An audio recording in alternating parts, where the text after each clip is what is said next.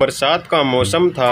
एक दिन बच्चों की टोली में बदमाश काला कौआ बच्चों से कहता है, रोज रोज हम वही फल खा के पक चुके हैं। मैंने एक आम का पेड़ देखा है, आप लोग सहमत हो तो वहीं पर चल के हम आम खाते हैं। अरे कहाँ मिल गया तुमको आम का पेड़? हमारे जंगल में तो ऐसा कोई पेड़ ही नहीं है, हमने तो कभी देखा नहीं। कहीं तो वो जंगल में सुनसान रास्ते में पड़ने वाले पेड़ के बारे में तो नहीं कह रहे? नहीं बाबा नहीं, हम लोग नहीं जाने वाले वहाँ पर। अरे तुम तो वही डरपोक। हमें क्यों डरानी हो टुनटुनी चिड़िया? अरे तुम्हें नहीं जाना तो मत जाओ, हम तो चलते हैं स्वादिष्ट आम खाने। तुम यहीं पे बैठकर जामुन खाओ। फिर सभी पक्षी कालू की बात से सहमत होकर सुनसान रास्ते पर लगा हुआ पेड़ के पास चले जाते हैं। अरे वाह कालू, तुम तो सच कहते थे, इसमें तो सच में ही स्वादिष्ट आम लगे हुए हैं। आज के बाद हम रोज ही इस पे फल खाने आया करेंगे। बच्चों की बात सुनकर उस पेड़ पर रहने वाले जादूगर की नींद खुल जाती है। अरे वाह, पक्षियों के बच्चों की आवाज। अब इन बच्चों को मेरे फल खाने की कीमत अपनी जान देकर चुकानी पड़ेगी। आज तो इन बच्चों को खाकर अपने बरसों की भूख को मिटा दूंगा। अब इन बच्चों में से मैं किसी को भी नहीं छोड़ूंगा। दुष्ट जादूगर बच्चों पर हमला करने ही वाला होता है। तभी हरिया काका अपने बच्चों के पास आ जाते हैं। अरे बच्चों, तुम यहाँ क्या कर रहे हो? क्या तुम्हारे माता पिता ने नहीं बताया इस पेड़ के फल खाना मना है? चलो जल्दी घर पे चलो।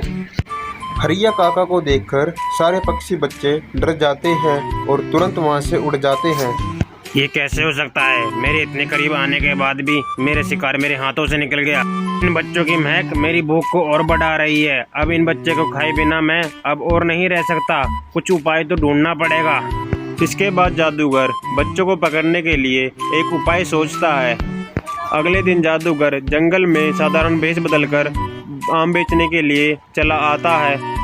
आम ले लो, आम मीठे ताजे रसीले आम। मेरे आम इतने स्वादिष्ट हैं कि एक बार जो खाता है दोबारा खाए बिना रह नहीं पाता। आम बेचने वाले कौवे की आवाज़ सुनकर सबसे पहले बंटी कबूतर बाहर आता है। अरे आम बेचने वाले, तुम्हारे आम तो वाकई रसीले और काफी बड़े लग रहे हैं। लगता है उसी पेड़ से तुम आम तोड़कर लेके आए हो। बंटी कबूतर आम बेचने वाले की बातों में आ जाता है और जैसे ही वो आम को खाता है वो उसके वश में हो जाता है। एक शिकार का इंतजाम तो हो चुका है और शिकार का इंतजाम करना है। आज मैं किसी को नहीं छोड़ूंगा। तुम सबको अपने आम के पेड़ पे चुन चुन कर ले जाऊंगा।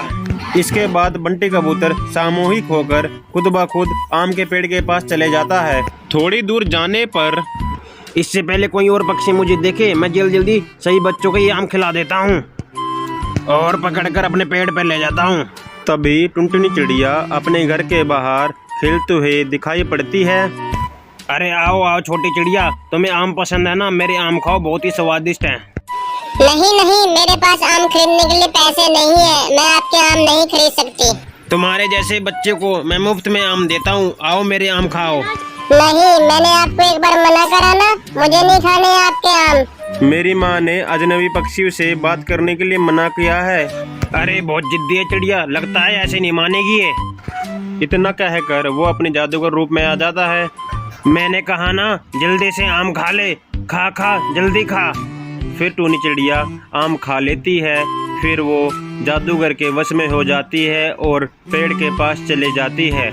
इसी तरह जादूगर बारी बारी कर सभी जंगल के पक्षियों को बस में करके अपने पेड़ के पास ले आता है। जंगल में पक्षी अपने बच्चों को गायब पाकर सभी पक्षी रोने लगते हैं। अरे देखो पक्षियों, सभी बच्चे एक साथ गायब होने के पीछे लगता है बहुत बड़ी वजह है। आज दोपहर को मैंने एक आम बेचने वाले को देखा भी था जो बच्चों को मुफ्त में आम बांट रहा था। अब मुझे लगता है उस जादूगर के आने के बाद ही सारे बच्चे गायब हुए हैं। हे भगवान, कहीं वो आम के पेड़ के नीचे रहने वाला दुष्ट जादूगर मेरे बच्चों को तो नहीं ले गया। इसके बाद सभी पक्षी उस आम के पेड़ के पास पहुंचते हैं जहां आम की जगह उस पेड़ पर उनके बच्चे लटके हुए दिखाई पड़ते हैं। सभी पक्षी अपने बच्चों की ऐसी हालत देखकर रोने लगते हैं। तुम्हें अपनी जान प्यारी है तो सभी के सभी भाग जाओ, नहीं तो आज तुम्हारे बच्चों के साथ तुम भी मारे जाओगे। देख, इन मासूम बच्चों को छोड़ दे और तू जंगल छोड़ के चले जा, नहीं तो मैं आज तुझको छोड़ूंगा नहीं। अगर तू मुझको कैद करेगा तू भी मारा जाएगा। चला जा यहाँ से, ये बच्चे मेरे शिकार हैं। जादूगर की बात सुनकर हरिया काका उस पेड़ पर लाल धागे को बांध देते हैं। इससे जादूगर जलने लगता है। अरे अंकल, इन अंकल को मत मारिए, ये तो बहुत अच्छे हैं, इन्होंने हमें बहुत मीठे मीठे स्वादिष्ट आम खिलाए। बच्चों की बात सुनकर जादूगर को अपने आप पे बहुत पछतावा होता है और जादूगर उन बच्चों को छोड़ देता है और वे सभी उसका धन्यवाद करते हैं और वहां से चले जाते हैं। बच्चों, आपको कहानी कैसी लगी हमें कमेंट में ज़रूर बताएं और हमारे चैनल को सब्सक्राइब भी करें।